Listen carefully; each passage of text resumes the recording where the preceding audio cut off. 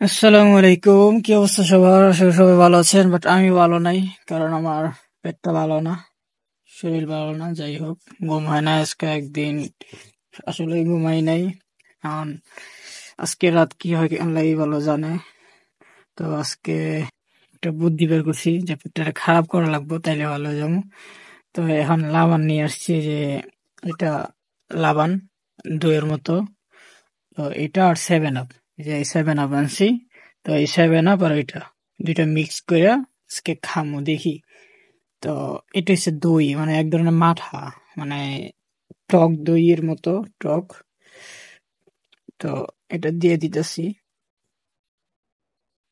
এই তো, এটা হচ্ছে 2 রিয়াল নিছে। আর 7 আপ নিছে আপনার 2.5 রিয়াল, দুইটা মিলায় 4.5 রিয়াল নিছে। 7 আপটা খুইলা নিই আমি, এক হাত দিয়ে কষ্ট হইতেছে, তাও খুলছি দেখি। এখন একটা সুন্দর, ও মাই গড, দেখতে পাচ্ছেন 7 আপ দিয়ে দিলাম। জানি না, আমার আব্বু বলছে এইভাবে খাইতে, আমি খাই নাই আগে। তো দেখছেন, দেওয়ার সাথে সাথে ফেনা উঠে গেছে।